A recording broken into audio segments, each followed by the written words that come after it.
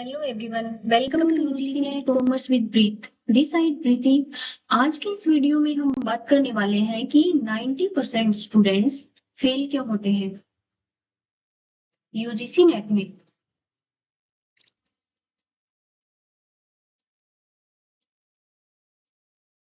देखिए, लाखों स्टूडेंट्स जो है वो यूजीसी नेट कॉमर्स या फिर यूजीसी नेट किसी भी सब्जेक्ट्स में हो, उसके लिए फॉर्म अप्लाई करते हैं। उसमें से 6% हमारा जो है वो यूजीसी नेट के लिए जाता है और 0.7% जो है हमारा वो हमारा जेआरएफ के लिए जाता है। और बाकी रिमेनिंग जो है वो ओनली पीएचडी तक चले जाते हैं। कुछ सर्टेन परसेंटेज जो है वो ओनली पीएचडी में चला जाता है और बाकी जो स्टूडेंट्स हैं वो फेल हो जाते हैं। वो फेल क्यों होते हैं? जैसे वैसे तो 90% तो ज्यादा लिया गया है, वह मतलब कम ही बच्चे पास होते हैं इसमें यूजीसी नेट में। उनके फेलियर का कारण क्या होता है? देखिए, हम इसको 3 कैटेगरी में डिवाइड करते हैं। पहला जो 2 से 4 क्वेश्चन से जेआरएफ रुक जाता है। सेकंड हम मान लेते हैं 4 to 5 क्वेश्चन से हमारा नेट रुक जाता है। या फिर हम पीएचडी एडमिशन के लिए भी क्वालिफाई नहीं हो पाते किसी, या से 5 क्वेश्चन तक मान लीजिए। इनमें से हम देखते हैं कि कुछ बच्चे 2 या 4 क्वेश्चन से जेआरएफ रुक जाता है, किसी का नेट रुक जाता है, या किसी का पीएचडी तक भी नहीं पहुंच पाते, वो भी रुक जाता है। उनके फेलियर का कारण क्या होता है? सबसे पहले हम बात करते हैं जेआरएफ वालों की। ये इनमें ये नहीं बोल सकते कि हम बच्चों ने पढ़ाई नहीं की है या कुछ और, या उनकी स्ट्रेटेजी वो ठीक नहीं है, ऐसा नहीं बोल सकते। इसमें फेल होने का कारण, कुछ कारण ऐसा भी हो सकता है जैसे कि 0.7% तक जेआरएफ तक निकालना होता है। जो है हमारी एजेंसी है वो 0.7% बच्चों तक ही को ही जेआरएफ देती है। तो उनमें वो कट ऑफ ऐसे सेट करती है कि उसके ओनली एंड ओनली 0.7% बच्चे ही उसमें आते हैं। इतनी कट ऑफ सेट की जाती है कि 0.7% बच्चे जेआरएफ के लिए निकल पाए, बाकी जो 6% है उनको नेट के लिए निकाल दे। सेकंड, वही नेट की जो कट ऑफ है ऐसी सेट करेंगे कि उसमें 6% बच्चे ही आ पाए। तो हम क्या बोल सकते हैं कि इन बच्चों की स्ट्रेटेजी भी अच्छी है, पढ़ाई भी अच्छी की है, लेकिन फेलियर हो जाता है। तो हम ये नहीं बोल सकते कि हम गिव अप कर दें। हमें आगे फर्दर हमारी तैयारी करते रहना चाहिए। और जो हमारा जो नेगेटिव पॉइंट है, जहां हमारे मार्क्स कटते हैं या फिर 1 2 4 नंबर से हम रहते हैं, तो वो हमारे उसका कारण क्या है? कौन सी ऐसी यूनिट है जिसको हम ज्यादा अच्छे से करें तो हमारा जेआरएफ निकल जाए? वो अपनी कंटिन्यूअसली अपनी पढ़ाई चालू रख सकते हैं। सेकंड, हमारे आते हैं कि जो बच्चे नेट तक भी नहीं पहुंच पाते, वो ज्यादातर बच्चे क्या करते हैं कि वो बोलते हैं कि हमने पढ़ा भी अच्छा था, आता भी ठीक था, लेकिन कुछ सिली सिली मिस्टेक्स की वजह से हमारा नेट रुक गया। तो वो सिली सिली मिस्टेक्स नहीं होती। वो बच्चे पढ़ते हैं, एक तो वो जल्दबाजी करते हैं, स्ट्रेस लेते हैं ज्यादा, क्वेश्चन को अच्छे से नहीं पढ़ते या आंसर देने में ज्यादा जल्दबाजी करते हैं। ये सोचते हैं कि हम टाइम से अपना एग्जाम वो कंप्लीट नहीं कर पाएंगे, तो इस स्ट्रेस में वो क्वेश्चन अच्छे से नहीं पढ़ते। या फिर वो पढ़ते तो हैं लेकिन रिवाइज नहीं करते, साथ के साथ पीवाईक्यूज नहीं लगाते, तो उनको कोरिलेट करने में थोड़ी सी प्रॉब्लम आती है। जैसे कि हमने मान लीजिए हमारा सिलेबस कंप्लीट कर लिया, रिवाइज करने का हमारे पास टाइम ही नहीं बचता, तो वो नेट तक नहीं पहुंच पाते। ये हमारे फेलियर का कारण बन जाता है।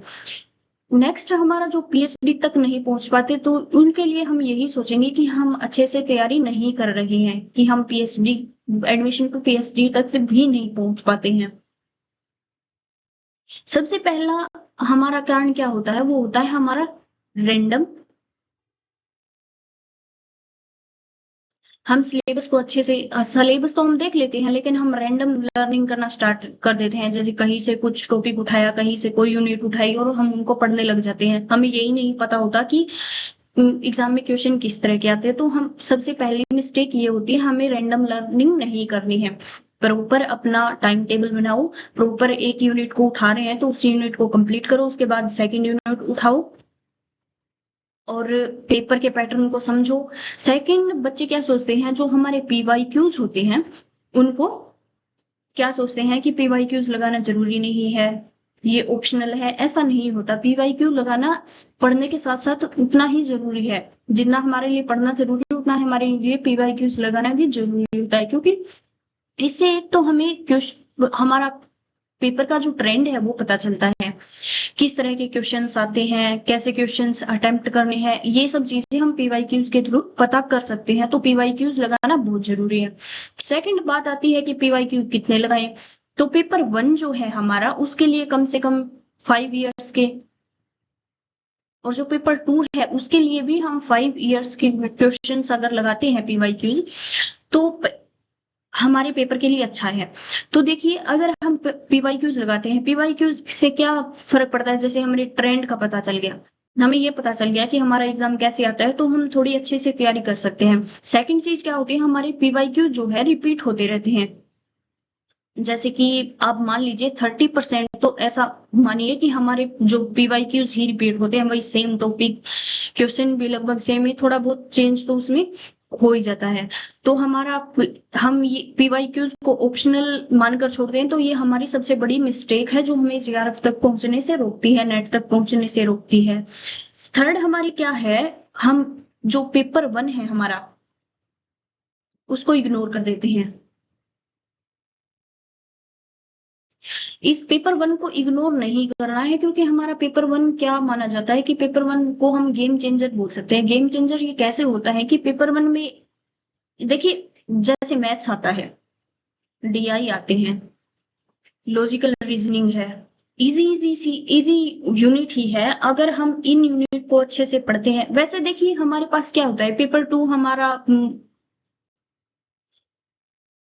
हम 5 साल में पढ़ते हैं, जैसे हमारे बैचलर करते हैं, मास्टर्स करते हैं, इनमें पढ़ते हैं, तो हमारे लिए इसमें इसका एक तो वेटेज ज्यादा होता है, जैसे हम इसमें से 100 क्वेश्चन आते हैं, एक हमने पढ़ा हुआ होता है, तो हम पेपर 2 पर जो है ज्यादा फोकस करते हैं, पेपर 1 को छोड़ देते हैं।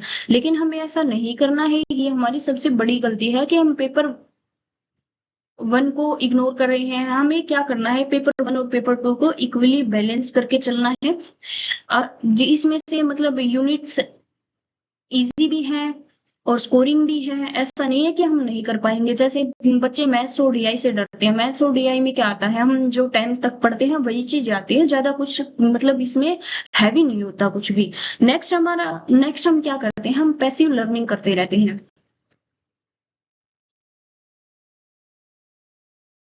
पैसिव लर्निंग का क्या मतलब है, हम हमारे सिलेबस को कवर करने पर फिर ही फोकस करते हैं।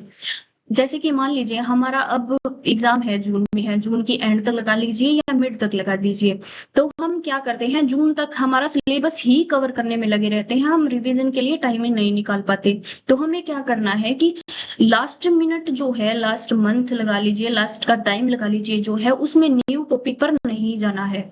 मतलब जितना हम पढ़ रहे हैं उसको ही हमें रिवाइज करना है, उसको प्रैक्टिस में लेकर आना है। अगर हम प्रैक्टिस में लेकर आते हैं चीजों को, तो हम उसको जो एग्जाम में कोरिलेट करने में हमारे लिए इजी हो जाता है।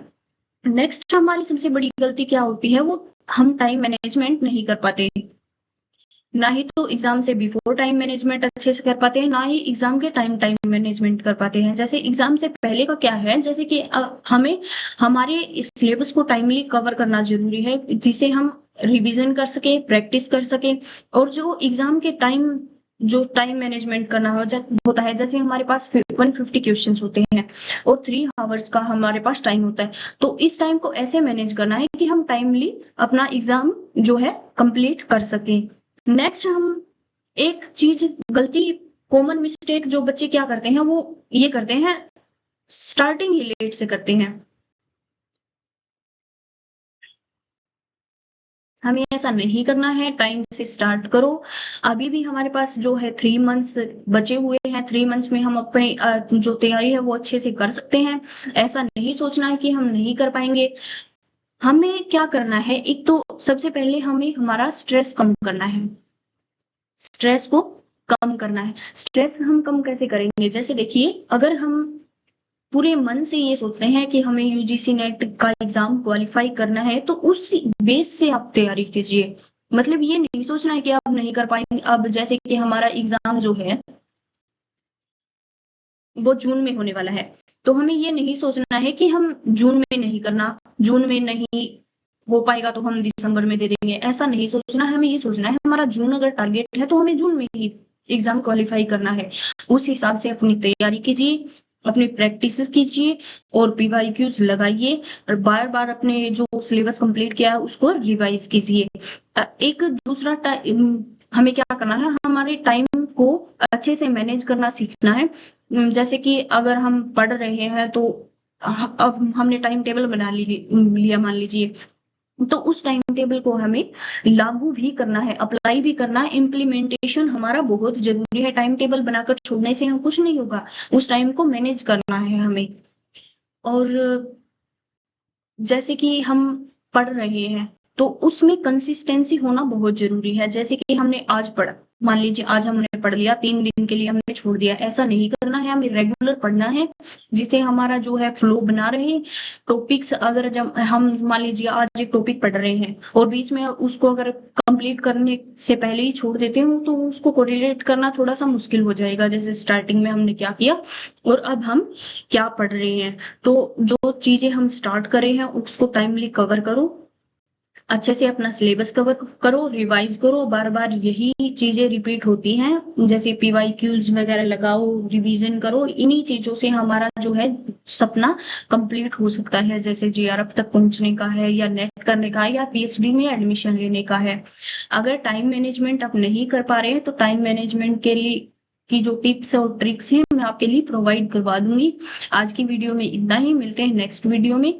तब तक के लिए वीडियो पसंद आई तो लाइक कीजिए, शेयर कीजिए और चैनल को सब्सक्राइब कीजिए। Thank you.